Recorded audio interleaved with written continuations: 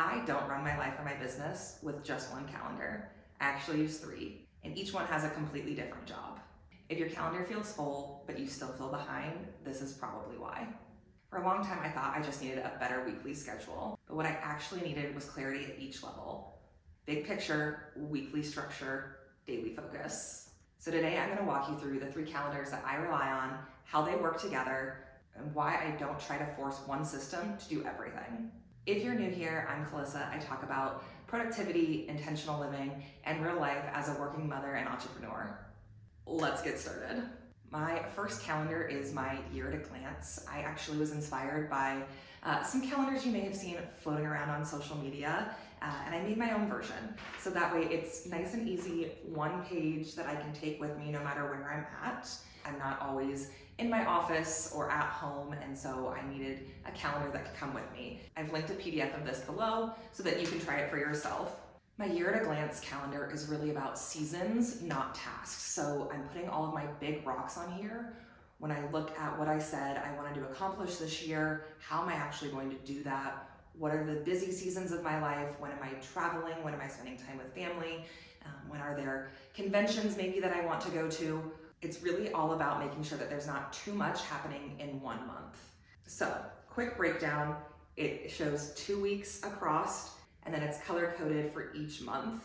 The things that I put on my calendar first are days where my son does not have school, birthdays for the people closest to me, personal travel and vacations so that I don't neglect or overschedule myself and then I don't end up taking any time off during the year, conventions for work that I am either required to be at or I really want to go to, and my 12-week years. So I usually try to plan 3 12-week years during the course of an actual year. And I can talk more about 12-week years. In fact, I will be talking more about 12-week years at some point in time.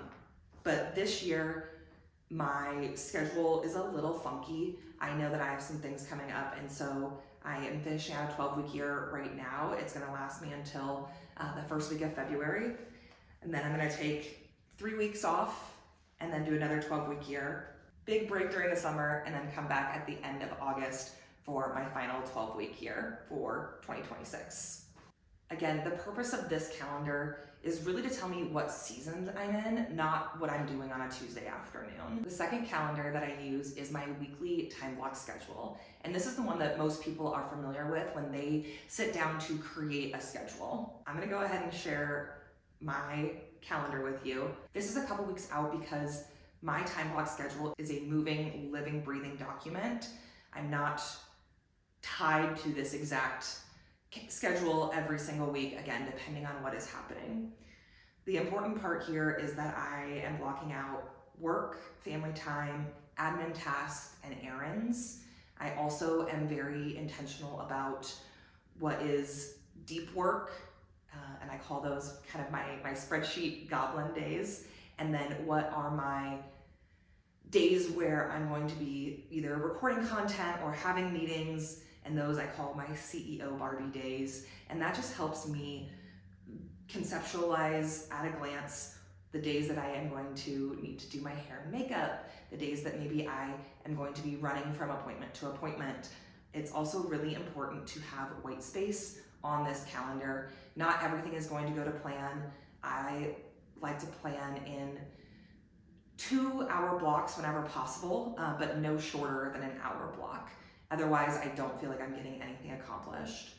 As appointments pop up and events are added to my calendar, I'm able to move these giant time blocks around to make sure that I'm still protecting my time and getting done the things that need to get done. So while every week looks a little bit different, this is my ideal week. The big note here is this calendar protects my time, but it doesn't decide what matters most.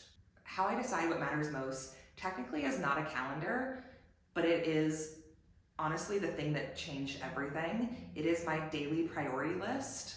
And for me, my daily priority list is limited to 3 items, not 5, not 10. These are the 3 must get done things that are going to truly affect not just today, but the week and the month. Your priority list can really live wherever makes sense for you. It could be a sticky note, a notepad, I use my daily planner. It's a physical planner. It could be a Notion dashboard. Again, whatever is going to make sense to you so that you actually do it. I just started using this planner 7 days ago. It is by the brand Anecdote. I got it at Target, or I bought it online at Target at least. And it has a daily priorities list as well as a to-do list. The to-do list for me is more of the errands or micro tasks that make up the priorities.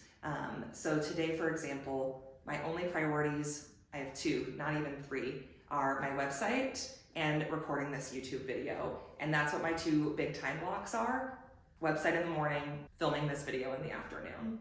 The way I think of my daily priority list is if it's not in that top 3, it doesn't get the prime time on my calendar. So when I'm looking at my priority list versus my weekly time block, those priorities are put in the deep work sections. Those really big time blocks, that's what gets priority. Calling the vet's office, scheduling a dentist appointment, doing my Amazon returns, those are not priorities, those are more of a to-do. Everything that is not on that top 3 priority is just a nice to have.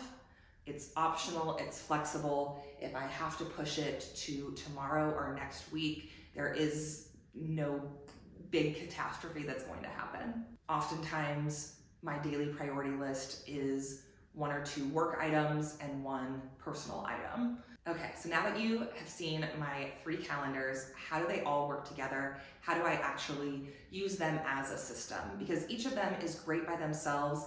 It's a nice standalone to have, but the system and the productivity really comes when I use them all together. So the yearly calendar sets my capacity. It shows me when I'm going to be out of the office or traveling or have big personal life events that I need to plan around. My top 3 sets the focus for the day, and my weekly calendar is how I assign time to make sure my daily priorities happen. Most people are trying to make their weekly calendar do the job of all 3, and that's why it feels overwhelming. You don't need a more complicated planner where you're scheduling every 15-minute increment. You need systems that work at different levels so that your calendar flexes with your life. For me, these 3 calendars help keep me grounded, focused, and honestly realistic about my time, especially in seasons where life is changing a lot. If this was helpful, let me know. I can share my exact strategy for how I set my top 3 priorities every single day. And if your calendar has been stressing you out, consider this permission to simplify your system and make it work for your life. I'll see you all next week.